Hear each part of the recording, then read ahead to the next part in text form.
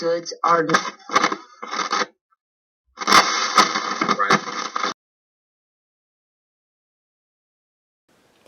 It is the very first Welcome Back Kotter episode of Terrific TV Toys, and it might end up being the only episode because I don't have much Kotter merchandise. You're looking at the balance of my Kotter items right now, actually. We've got some great reading material because if you watch this series regularly, you know that I love to show reading material as I am a reader and I'm a writer. So I'm a big fan of literacy. Then we have a featured item we're going to take a look at, the actual Terrific TV toy, if you will. Though it is not so much a toy, it's a patch that you can sew on a shirt or a jacket or on the back pocket of your drawers.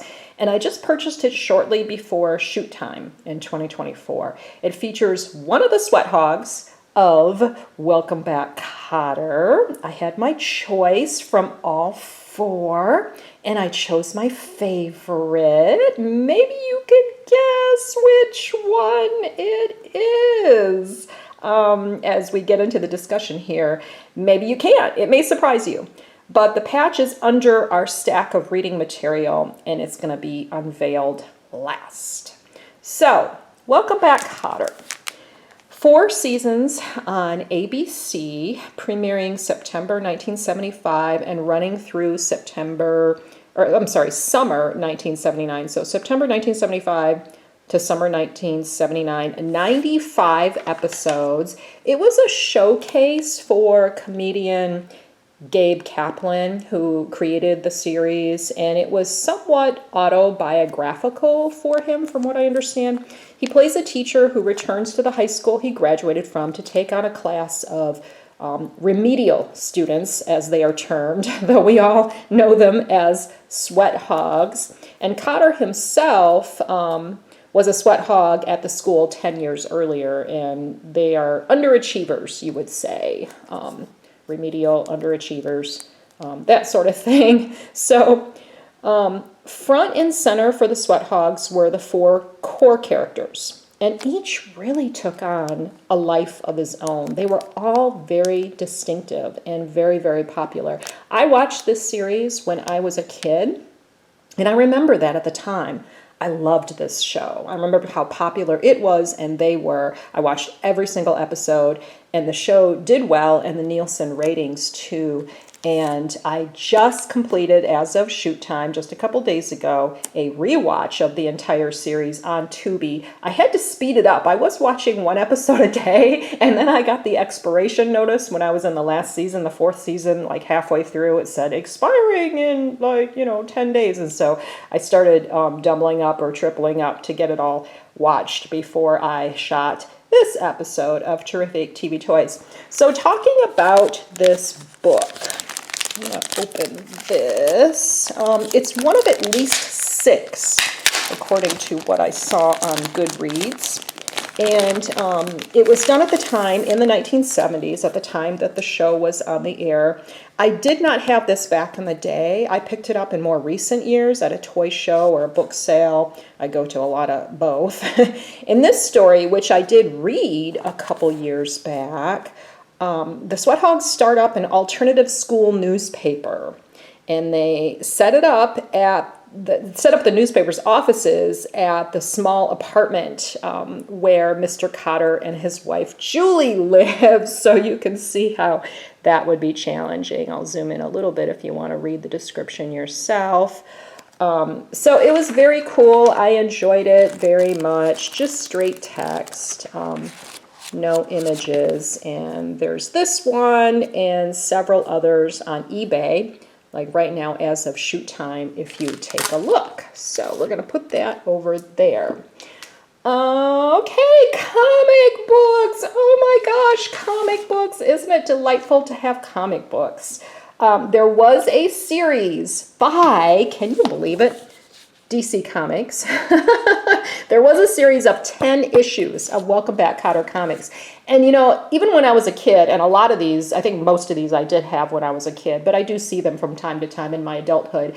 I had other comic books based on TV shows, and I absolutely loved them, and I still love them to this day, just like I love the books based on TV shows. I love all of this stuff.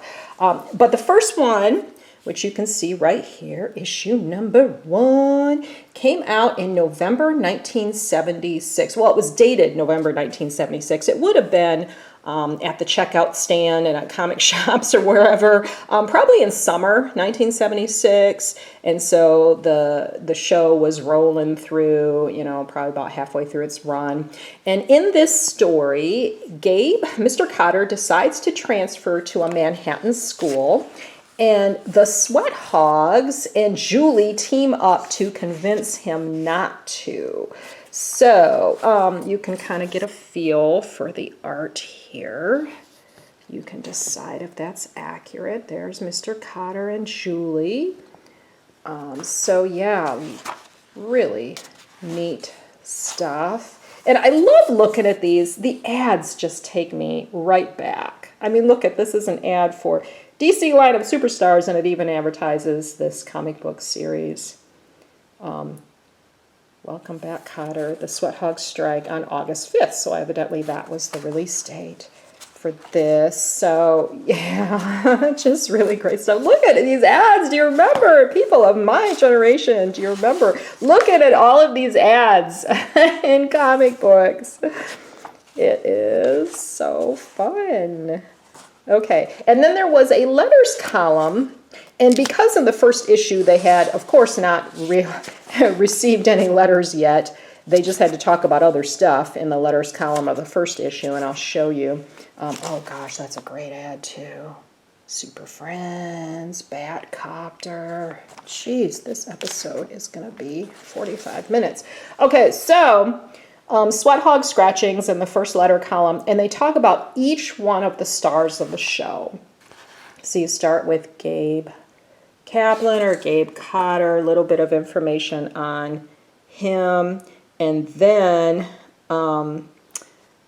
actually he's in the first issue, and then the second issue is going to talk about each of the other stars. So love it. Okay, look at that. I mean, every friggin' ad, it's like, yes, I remember seeing all these ads when I was a kid. All right, issue 2, January 1977. These were published every other month, this 10-issue series. And in this one, Juan's practical jokes are out of control, and he learns a painful lesson from it. And so we'll page through this a little bit. The artists and writers may have varied from what I could tell. And by the way, look at this little girl who decided to write her name on all of her comics. See, that's how you can tell I had these when I was a kid. Oh, bad girl, bad girl. Okay, I pointed that out in other episodes when I've shown comic books from my childhood. So we're going to look at this one a little bit with the art here and there. I don't have all 10 issues. I have what I've seen, what I had as a kid, and then what I've seen at shows along the way or comic shops. Ooh, okay, Rudolph. So in the letters column in this issue number 2, oh, Star Trek Lives. Yeah.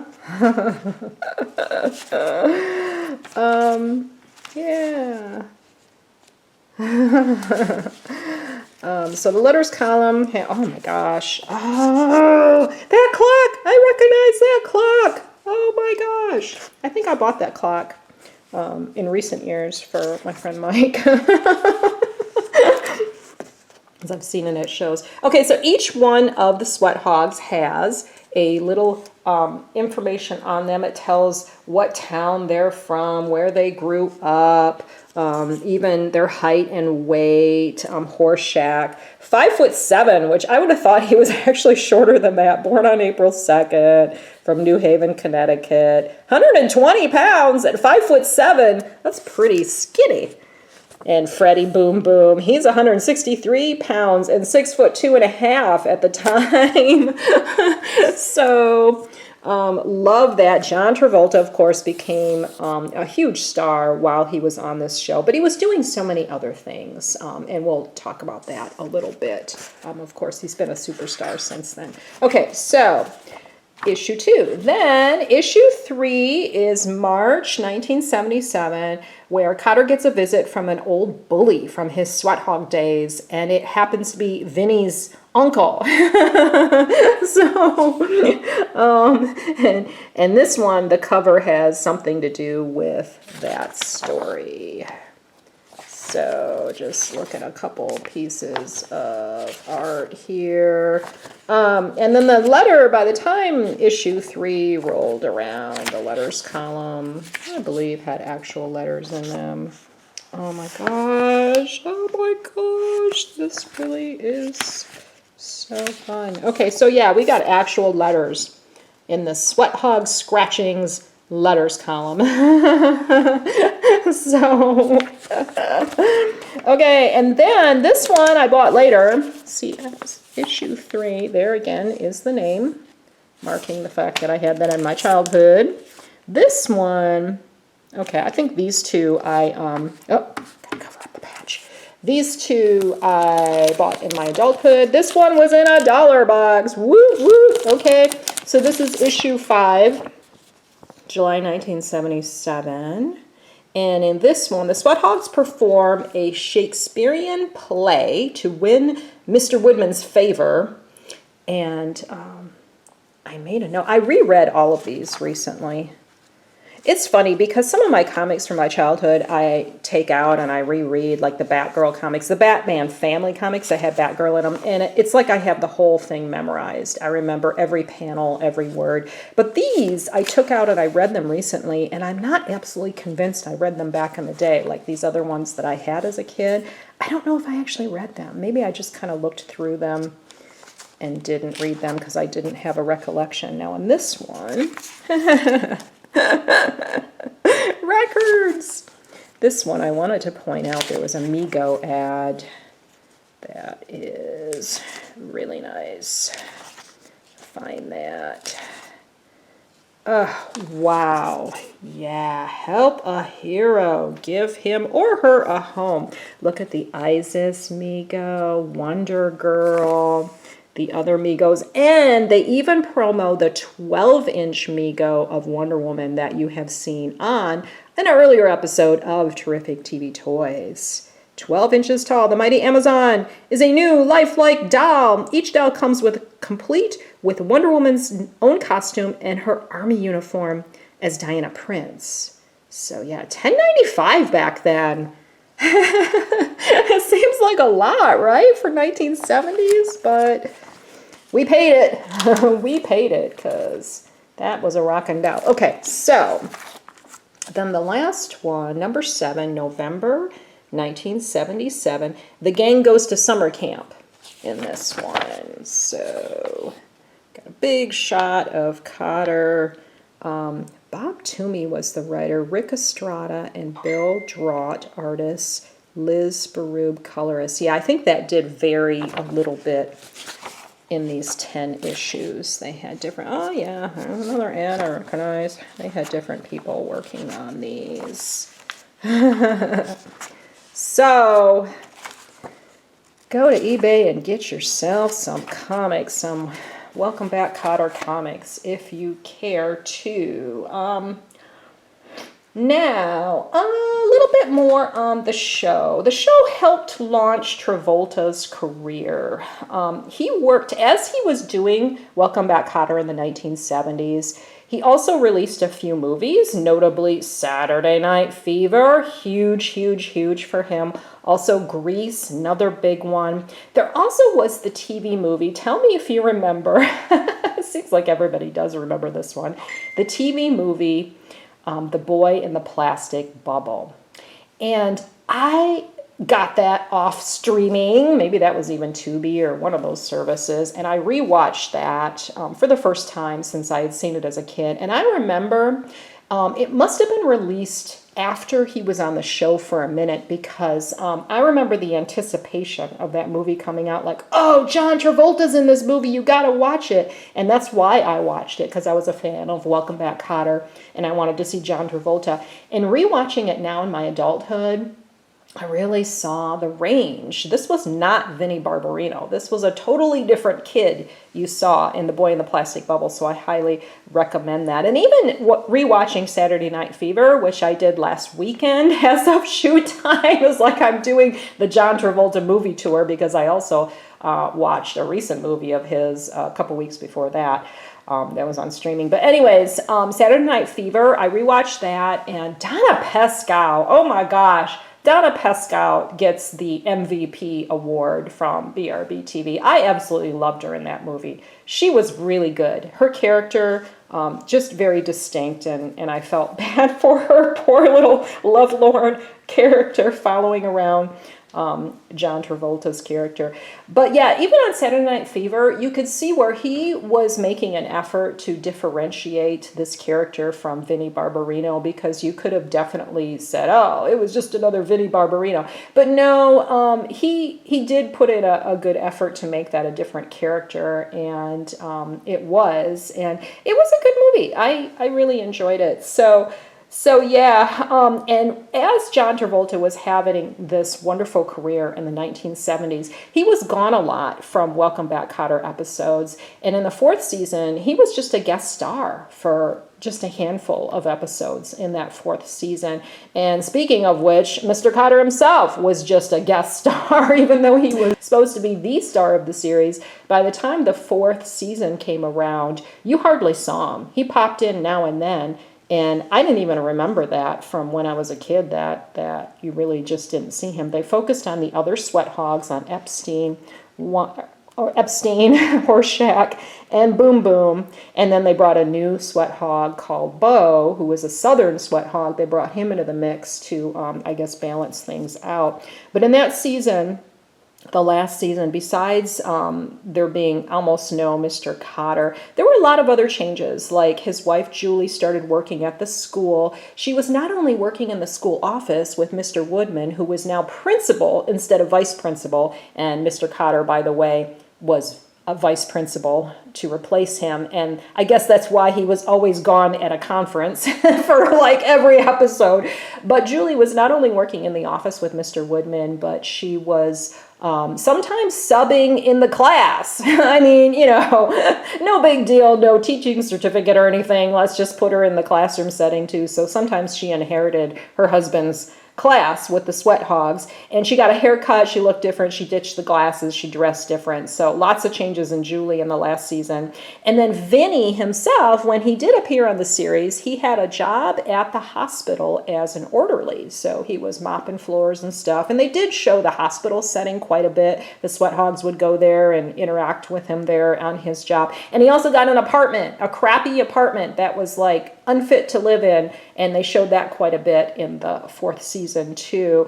And then the other sweat hogs got jobs, like Horshack and Freddie were working in the school store that had like the little window in the hallway. You walk up and you order school supplies or whatever, buy something from the store. And then one got a job at the school doing the audio visual, like when you were going to see a movie in class, he would come set up the projector. So lots of different stuff. They even got Arnold a girlfriend in the 4th season. I won't spoil it if you haven't seen it. I won't say too much. So yeah, just lots of great stuff. Now, before I show the patch and unveil which sweat hog is my absolute favorite, these days, maybe back in the day, I don't know, it might have changed, but right now, my wonderful favorite sweat hog. I'm going to show you one more thing. That's why this episode is going to be like 45 minutes. Okay, do you guys remember seeing these books back then? There were a series of them. TV Time 78, this one is, and I have at least one other one downstairs, but this is something I had when I was a kid, and it highlights different shows. Like you can see a few different Happy Days, 8 is Enough, Family, remember that one? What's Happening? Oh my gosh, I watch that one every week. Wonder Woman, of course, all of that. But they had a chapter on Welcome Back, Kotter. By the way, when I was a kid, and this was a book that I had as a kid, I used to pretend I had a library, so you could check out this one for 2 weeks. I would type up little library cards. Okay, anyways, beyond that diversion, Gabe Kotter and the Sweat Hogs are moving up. So this book was dated 1978, and that would have been the last season of the Sweat Hogs, but the content was probably produced way before that, I guess, because this would have been season 4 when there were so many changes and you really didn't see Mr. Kotter or Vinny. So it talks about the show, and it really is valuable. I didn't go through and reread every word, but it talks about each one of the stars, like John Travolta. It has quotes from them. I don't know if these, whoever Peggy did the interviews herself, or if she got the interviews from other sources, the quotes, but it has a little bit of perspective of each one of the stars. Horseshack has a section. Little bit of art. There's Mr. Kotter and Horseshack in a scene. A lot about Horseshack. Then Lawrence Hilton Jacobs, who was Freddie, about his life. Epstein one.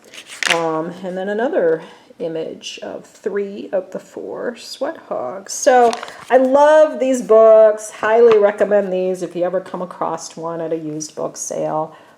Great trip back through time. Okay, so here's the moment we've been waiting for, the actual terrific TV toy. It is. And I just purchased this, I might have mentioned, on eBay. And that was just a couple weeks ago. Because I wanted to have an item to talk about the show, because I was loving rewatching the show so much on Tubi. Here it is. Juan Epstein, I love you. I'm so bummed that the actor is no longer around. Now, Epstein's shtick, I guess you'd say, on the show is he would bring in a note to Mr. Kotter every time he had been absent or he was late to school. So it would always say, "Dear Mr. Kotter, please excuse Juan for yada, yada, yada." Then signed Epstein's mother. So this patch celebrates that little shtick that he had. Of course, all of the Sweat Hogs had their own thing. We all know Horseshack from the ooh, ooh, ooh, and go ahead, and Freddie from the hi there. And Vinnie Barbarino had all different kinds of mannerisms that drove people crazy, because they did record this in front of live people, and so they did have the energy of the live audience reacting to, especially to Vinny. But here it is. This is a patch evidently from back in the day. It's said to be vintage. I don't know if I'm going to sew it on anything or not. Maybe I'll just display it. But there it is, my wonderful Juan. Oh gosh, I wish I could have met the actor at a Comic-Con or something like that, at a show. All right, so there it is. It's a lot. I'm seeing 22 minutes in my recorder here. This is crazy. But love the show and love reliving the moments. So thank you for coming along, and we will see you next time on Terrific TV Toys.